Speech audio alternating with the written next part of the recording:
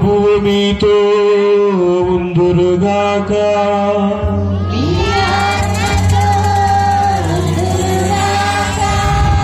పునీత లూకా గారు రాసిన పవిత్ర సువిశేషములోని భాగము. ప్రభువా మీకు మహిమ కలుగునుగాక. లూకా శుభవార్త 1వ అధ్యాయము 39వ వచనము నుండి 48వ వచనము వరకు.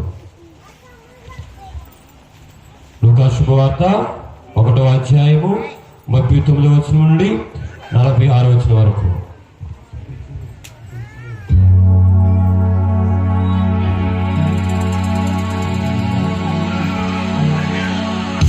ఆ దినములో మరియమ్మ యూదా సీమలో పర్వత ప్రాంతమున గల ఒక పట్టణమునకు త్వరితముగా ప్రయాణమైపోయెను. ఆమె జకరియా ఇంటిలో ప్రవేశించి ఎలిజబెత్తమ్మకు వందనవచనము పలికెను.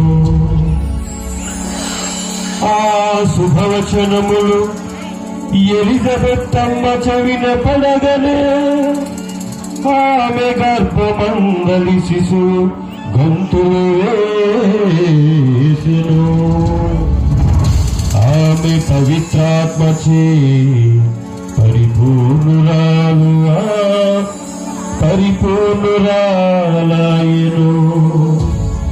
పిమ్మట ఎలిజబెత్తమ్మ ఎలుగెత్తి ఇట్లనెను, స్త్రీలందరిలో నీవు ఆశీర్వదింపబడిన దానము, నీ గర్భఫలము ఆశీర్వదింపబడెను. నా ప్రభువు తల్లి నా యొద్దకు వచ్చుట నాకు ఎలాగు ప్రాప్తించెను. నీ వందనవచనములు నా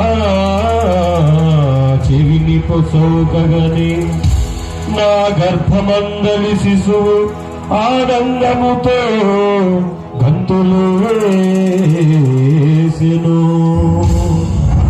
ప్రభువు పల్కిన వాక్కులు నెరవేరునని విశ్వసించిన నీవు ఎంత ధన్యురాలవు. ప్రభువు పలికిన వాక్కులు నెరవేరునని విశ్వసించిన నీవు ఎంత ధన్యురాలవు. అప్పుడు మరియమ్మ ఇట్లు పలికెను, నా హృదయము ప్రభువును స్తుతించుచున్నది,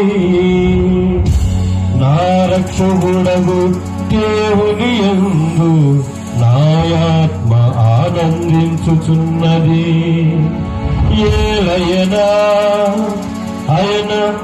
ఆయన తన దాసురాలి దీనావస్థను కటాక్షించెను.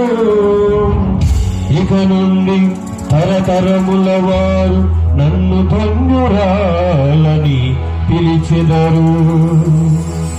ఏలయనా ఆయన తన దాసురాలి దీనావస్థను కటాక్షించెను.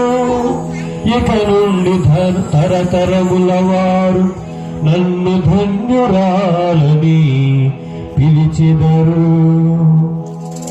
ఇది క్రీస్తుని సువిశేషము.